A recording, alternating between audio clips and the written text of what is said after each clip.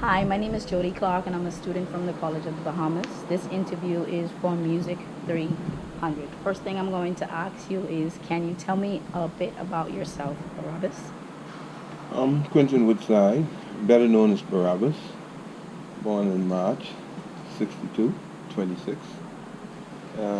Ever since I know about my culture, which is about 50 plus years ago, um, I got involved and work heavily with the community, doing a lot of outreach programs with my here. Now I'm doing it abroad. I love helping my country as well. So I take this culture around the world. Okay, one question now. What is Junkanoo? In 25 words, what is Big Junkanoo? five word. What is Junkanoo? Junkanoo is something that helps develop our country all the way from Africa. The beats of the drum the beat of the drum, the heartbeat of that bass drum. You have the spirit within you. The dance, the costumes, the music. Um, then it brings you together. And on top of that, this the culture it helps promote people to come to the Bahamas. It reach out to different young men and women in the community and help change their lives. So chocolate is very, very, very important to me. And it took me around the world. Chocolate is a passion. What influences does Junkanoo has on the Bahamian culture? Uh, Many. Like I say, the influence our culture have. It's number one. It brings you. It calms you because to pace a big costume, it have to discipline you. You have to put in the colors that the artist put there. Great influence. It helps you reach into the community. It works with you for weddings, funerals, parties, graduations. Um, you halftime show Miami Dolphins. You play for kings and queens and princes and magazines. And it have great influence on people around here and all. You said music. Your insurance comes basically from our African descendants, which is the goat skin drum, cowbells, raking straight horns. I think it's combined It's combined. It's a yeah. Well, back in the day, they used to use any type of animal skin. Yeah. If in Africa, a lion skin will work. A lion skin could work. A horse skin could work. A moose skin could work. A deer skin could work. Any type animal skin can put on a open barrel and give you a beautiful sound. But this part in the western part of the world, our animals, mostly cow and goat, sheep. So they're the ones we put over the keg. We call it the rum keg back then, and back in the 70s. Now we put them over the barrel. So they're the ones we use heavily this way. But now to get different sounds, we use moose skin. We get the deer skin. So we playing with different skins right now today. Okay. One more question on cultural aspect. I learned in school that Junkanoo was a form of basically back in the days when slaves had their days off from their masters. They used it as recreational time to party and to have fun. What do you say is used the same way now? No, we use it in so many different ways. But um, with Labor Day, we have a great parade, so that's basically the same thing.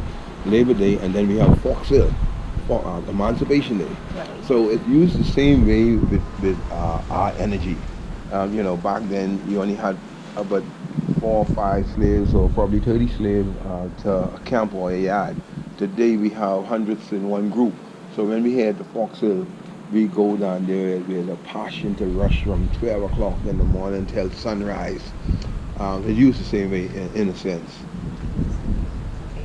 Now, your life, when did Junkanoo started for you?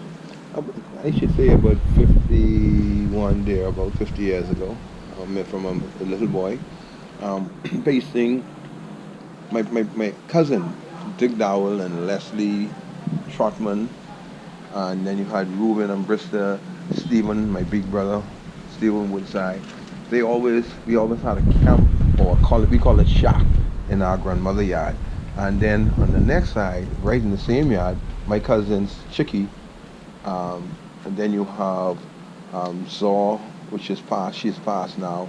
You have Craig Bow, all of them live in one yard, and they were very, very strong Saxons fans, and they would have big costumes in the camp from way from I was a little boy. So what I would do, go, me and my brother, we'll go down when mom carries there. We'll go down and get in the way during that time because we were small. But we grew up in the camp. We grew up in the camp. So this come like a piece of cake to us. That's why you would find my family, um, um, not saying that we're better than people, but you would find my family are very, very good in this culture. We're one of the best. You would have, there's no one could beat a drum like, and we have great talents. Back in the 70s, 80s, and 90s, you had no one to beat, can beat a drum like us. Now you had the Chippy family, which is strong. It's a part of our family too. All right, but you had myself and my brothers, Derek. Um, we were the best drummers you had in this country. Now we teach it.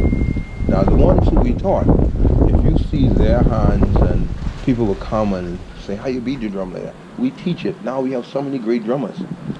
Some, if I go inside of them, it put me to shame today. But we have so many great drummers and talented. We have so many come right out of this yard. Um, but on top of that, the the the belling.